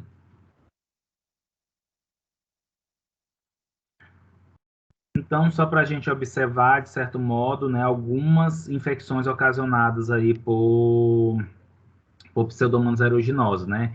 Infecções oportunistas em queimados, né? Pessoas que sofreram queimaduras têm a possibilidade. Pode levar a abscesso pulmonar, infecção na região pulmonar, foliculite. Também, gente, ó, síndrome da unha verde, né? Quando você observar um indivíduo que ela tem essa síndrome da unha verde, pode estar associada a uma infecção bacteriana e não uma infecção fúngica, tá? E pode ser comum em algumas pessoas. A gente tem mania de achar que a unha, quando está escurecida ou quando tem algum problema, está geralmente associada a fungo. Mas não, pode estar associada a bactéria, vai depender da característica da unha.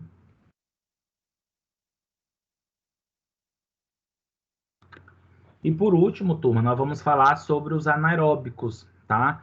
Os cocos gram-positivos, bastonetes gram-negativos e os bastonetes gram-positivos que estão associados aí às infecções de pele e tecido moles.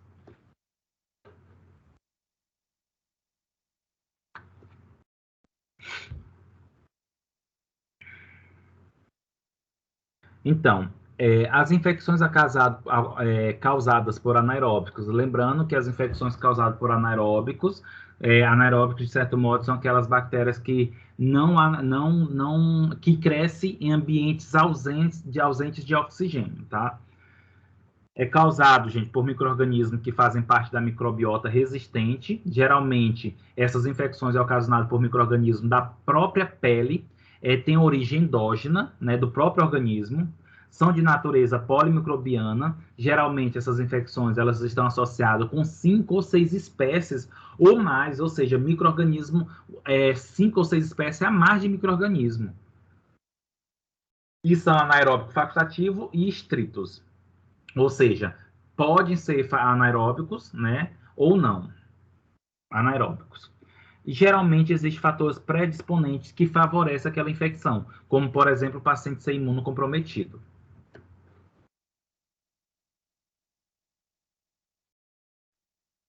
Quais são as condições que predispõem a infecções anaeróbicas? O que leva, por exemplo, a ter uma facilidade para ter essas infecções por esses micro-organismos, turma? Consequentemente, nós podemos citar aqui o tamanho do inóculo, né? Quando a gente fala o tamanho do inóculo, seria a quantidade do micro-organismo, tá? Fatores de virulência dos micro-organismos e defesa do hospedeiro. Ou seja, o tamanho do inóculo mais os fatores de virulência e defesa do hospedeiro favorece aí as condições para essas infecções em si, tá? Lembrando que quanto mais debilitado o hospedeiro tiver, maior a probabilidade dessas infecções. Outros fatores que levam à infecção por essas bactérias anaeróbicas, gente, é a presença de lesão tecidual, mordida de animais, rompimento da barreira anatômica por traumatismo, presença de corpos estranhos nos tecidos e queimaduras. Outro ponto, baixa irrigação sanguínea no local. Por quê? Porque a perda do suprimento sanguíneo em qualquer tecido pode induzir uma hipóxia local, estabelecendo assim potencial de oxirredução mais baixo, permitindo o estabelecimento dos anaeróbicos. Olha o que é interessante, turma. Se tem uma perda do fluxo sanguíneo, significa que chega menos sangue. Se chega menos sangue, diminui essa presença do oxigênio. Diminuindo essa presença do oxigênio, há a possibilidade desse crescimento dos anaeróbicos, que esses anaeróbicos eles preferem crescer em regiões com menos oxigênio. O sistema imunocomprometido, como eu falei para vocês anteriormente, e anaeróbicos facultativos podem auxiliar no estabelecimento dos anaeróbicos estritos. O consumo inicial de pequenas concentrações de oxigênio naquele sítio. Então, eu tenho aqui os anaeróbicos facultativos, aqueles que conseguem sobreviver na presença de oxigênio, só que eles acabam consumindo oxigênio. Consumindo esses oxigênios, os aeróbicos, a estrito, acaba sobrevivendo, acaba crescendo, porque baixa a quantidade de oxigênio.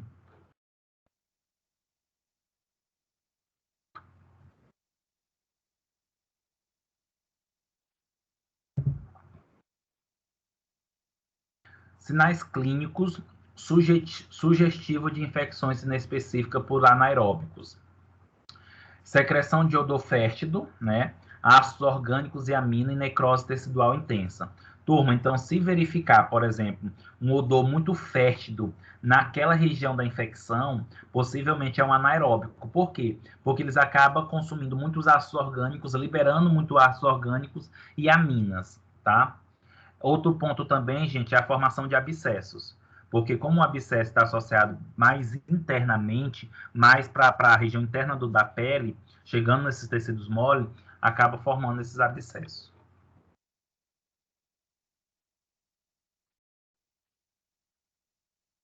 Oi, Luana, fica à vontade.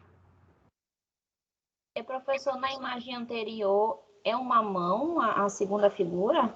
Isso mesmo, é uma mão que está necrosada. O que vai acontecer? Possivelmente, o que aconteceu? Essa mão, ela foi amputada o antebraço. Viu?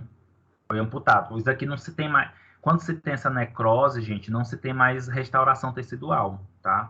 Não tem mais o que reparar nesse tecido. O tecido morreu completamente, não se desenvolve um outro. Ah, é um antebraço. Eu pensei que era uma mão fechada. É a mão... É a mão fechada? É a mão fechada. Tá? Ah, sim.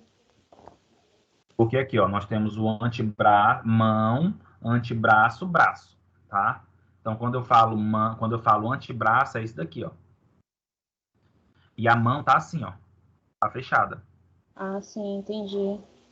Tá?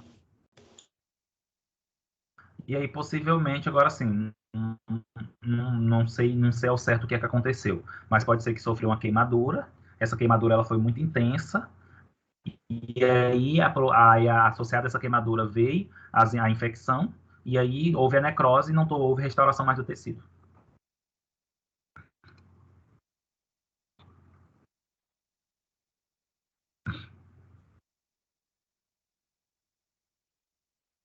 Turma, outros sinais que podem ser sugestivos de que tem alguma infecção por algum anaeróbico é quando você observa a produção de gás, ou seja, então vai formar bolha, tanto de gás hidrogênio como de gás do dióxido de carbono, tá? e leva uma coloração negra. Essa região onde vai ter essa produção de gás, ela vai estar escurecida. E aí, turma, vamos falar de alguns principais agentes anaeróbicos, tá?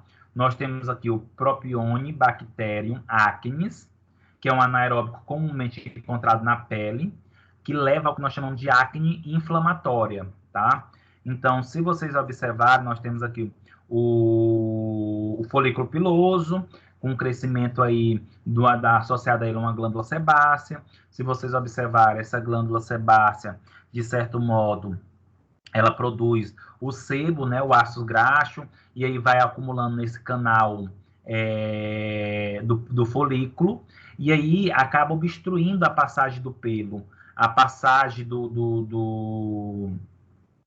a passagem de ar, por exemplo. Consequentemente, começa a se proliferar o próprio anicobactério, porque ele está presente nessa região. E aí, levando a sua proliferação extensa, isso vai levar a uma infecção. E aí o tecido vai ficar inflamado, o tecido vai ficar dolorido, e levando à formação aí, de certo modo, do pus, tá?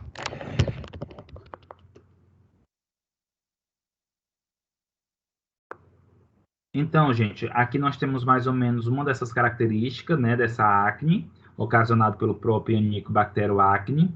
Se vocês observarem, é uma acne cística nodular, que é a presença de nódulos ou cistos, que são lesões profundas, inflamadas e cheias de pus na pele, tá? E isso, turma, essa acne, né, que é a acne ocasionada pelo próprio Helicobacter acne, ele leva a cicatriz, e aí deixa literalmente o rosto manchado, tá? Lembrando, gente, que isso tem tratamento. Então, assim, a questão é que muitas vezes a gente não dá essa importância quando a gente vê um adolescente, ou quando você tem um adolescente, que é muito comum nesse período, de não orientar logo, levar um médico, um especialista, para passar esses antibióticos, para evitar essas cicatrizes. Porque, basicamente, gente, as cicatrizes associadas à acne, elas são irreversíveis. Turma, só um momento.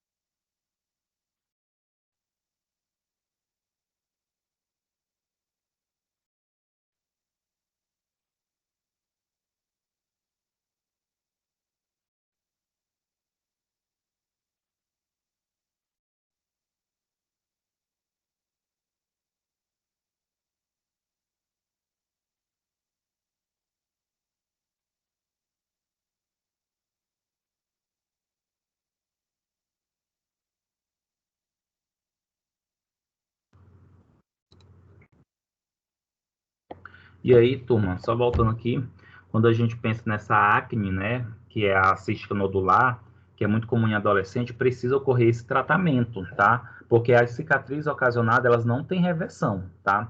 Hoje a gente já tem muito tratamento estético que dá para minimizar, mas literalmente voltar o rosto mais liso, não fica, tá?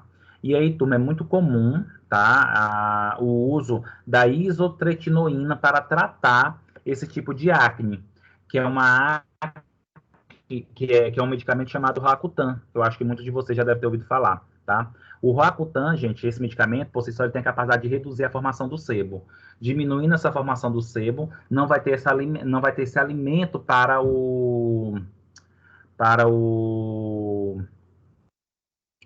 micro-organismo e, consequentemente, diminui, tá?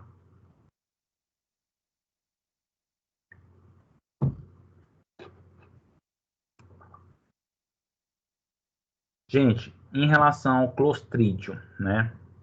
O clostrídio, ele é presente no solo, nos ambientes aquáticos, também no trato gastrointestinal de algumas espécies, tá? Ele é considerado um anaeróbico estrito e aerotolerante, tá? O que seria isso? Ele sobrevive, né? Ele se multiplica, se desenvolve em ambientes com ausência de oxigênio, apesar de que ele tolera estar presente nesse ambiente, mas ele não se multiplica, ele não se desenvolve. Ele leva à produção de diversas toxinas, tá? E aí, quando a gente fala no clostrídio, nós podemos citar aqui, por exemplo, clostrídio tetani, que é o que causa o tétano. Nós temos o clostrídio botulino, que causa o botulismo. Inclusive, a toxina do clostrídio botulino é que leva à produção da toxina utilizada no botox, tá? Tem o clostrídio prefigem, que leva a gangrena gasosa, infecção alimentar. Tem o clostrídio difficile, que leva a diarreia associada a antibióticos e colite pseudomembranosa, tá? Aqui, gente, só para vocês terem ideia, o quanto que essa espécie, né, o quanto que esse gênero Clostridium tem várias espécies que é preocupante.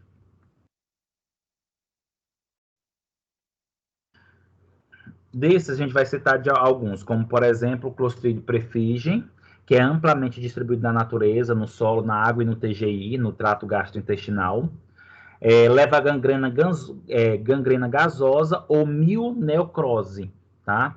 Ocorre geralmente após trauma ou ferimento, rápida progressão e alta taxa de mortalidade, tá? Destruição tecidual com toxicidade sistêmica, decorrente da produção de metabólito e dispersão da bactéria para outros tecidos, causada por outros sítios ou tecidos, né? Causada por toxina. Olha, por exemplo, turma, essa imagem aqui do lado direito de vocês, onde nós temos aí um dedo.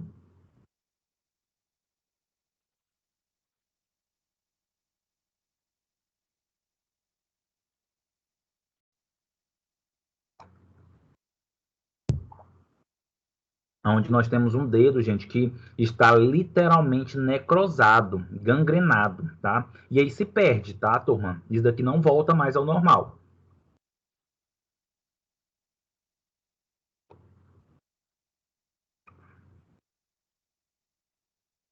De certo modo, turma, como é que isso acontece, né? Por que leva essa característica aqui? Então, nós podemos observar o quê? Que o Clostridium prefigem, ele leva, gente, à produção de algumas substâncias que são altamente tóxicas, como, por exemplo, a alfa-toxina ou fosfolipase C. Essa fosfolipase C, ela tem a capacidade de lisar, romper a membrana celular, tá? E aí essa membrana celular rompida leva à morte da célula e, consequentemente, vai levando à morte do tecido, tá? O Clostridium prefigem, ele também produz algumas enzimas, como colagenase, que destrói o colágeno que sustenta os tecidos. Além disso, produz metabólitos ácidos, proteases, gases, e geralmente o tratamento está associado ao debridamento do tecido necrosado e antibiótico terapia, tá? Lembrando que o debridamento está associado a essa característica aí de ir retirando o tecido morto, tá? Diminuindo a carga microbiana. Turma, o Clostridium prefigem é uma infecção grave, atinge a derme, tecido subcutâneo e músculo. Olha só, gente, quando a gente fala do Clostridium prefigem, o tanto que ele é agressor. Nós não estamos falando de uma infecção só superficial, a gente fala de uma infecção literalmente associada ao quê? A derme, ao tecido subcutâneo e músculo, tá? A progressão é rápida, podendo ser fatal. Muitas vezes, a gente precisa fazer excisão do tecido afetado, o que seria isso? A retirada, literalmente, de algum membro.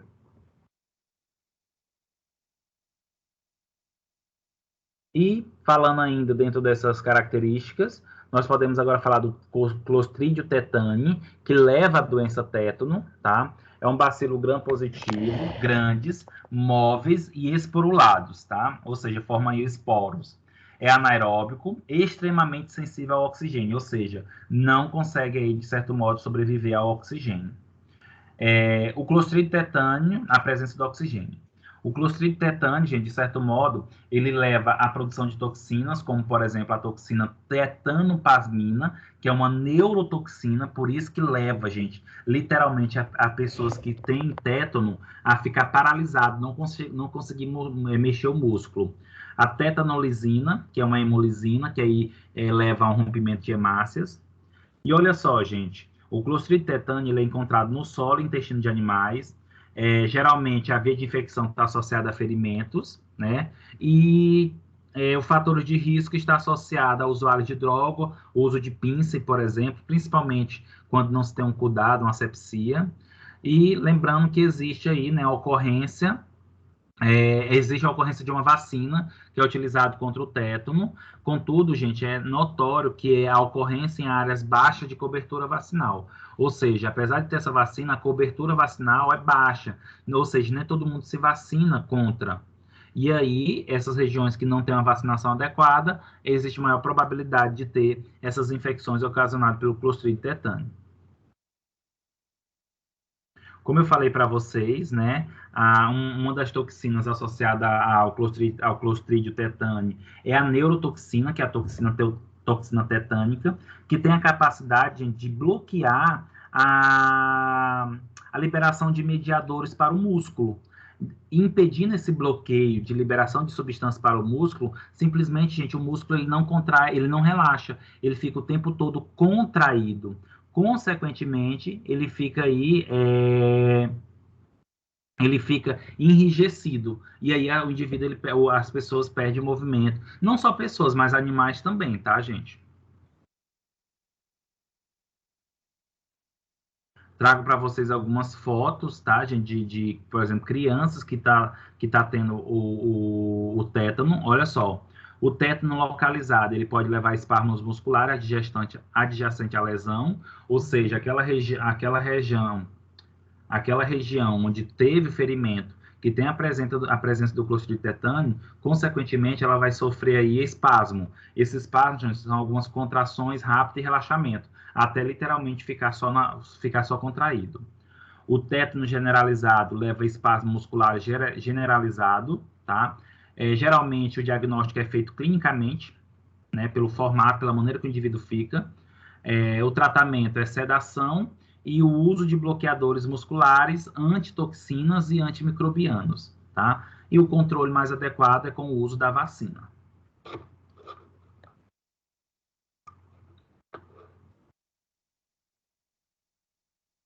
Turma, alguma pergunta? Algum comentário?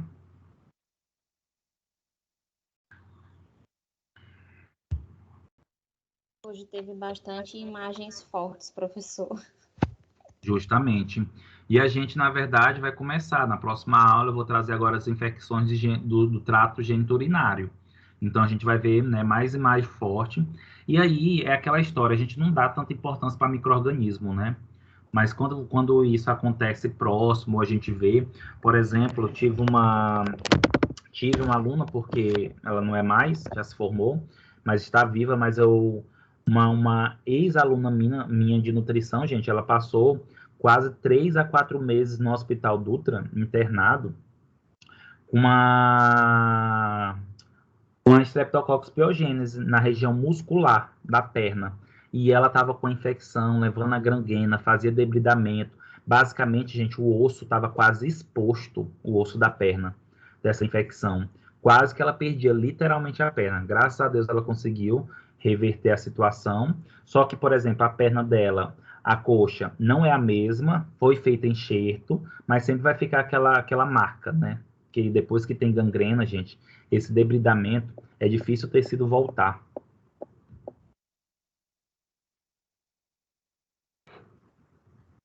Turma, nesse momento a gente encerra o nosso conteúdo de hoje, tá? E aí eu peço a todos que